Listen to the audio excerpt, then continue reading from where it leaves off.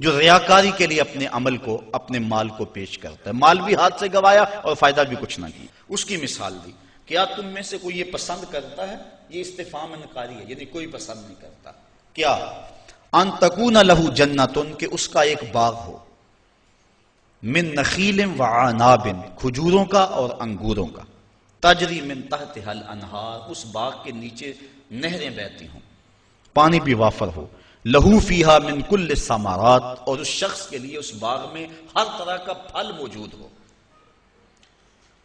وَأَصَابَهُ الْكِبَرُ، اور جس کا باغ ہے اس کو بڑھاپا آ لے، وہ بوڑھا ہو جائے، باغ جوان ہو گیا، بندہ بوڑھا ہو گیا، وَلَهُ ذُرِّيَّةٌ ضُعَفَاء، اور اس کے بچے چھوٹے چھوٹے ہیں، بچے چھوٹے ہیں، آپ بوڑھا ہے، باغ جوان ہو گیا، اور باغ میں بھی ہر شے ہے۔ پھر کیا ہوا؟ فَأَصَابَهَا عِصَارٌ، تو اس باغ میں ایک ہوا کا بگولا داخل ہوا، فیہ نار، جس بگولے میں آگ تھی، فاحترقت، تو وہ باغ جل گیا۔ بندہ بوڑھا ہے، بچے چھوٹے ہیں، باغ پروان چڑھا ہوا تھا، اور ایسی آگ آئی کہ باغ جل گیا۔ بتائیے اس شخص کی حالت کیا ہوگی؟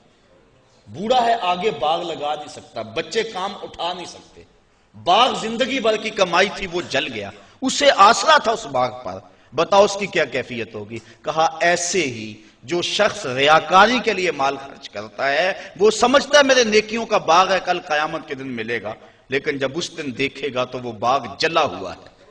تو جس طرح اس شخص کی حالت ہوتی ہے، اللہ نے مثال سے سمجھایا کہ اس کی حالت وہ ہوگی کہ میں نے ریاکاری کے لیے مال خرچ کیا اور مجھے اس کا کوئی صلہ بھی نہ ملا۔ کذالک یبین اللہ لکم الآیات لعلکم تتفکرون، اللہ تعالیٰ اسی لیے اپنی نشانیاں بیان کرتا ہے تمہارے لیے تاکہ تم غور و فکر کرو۔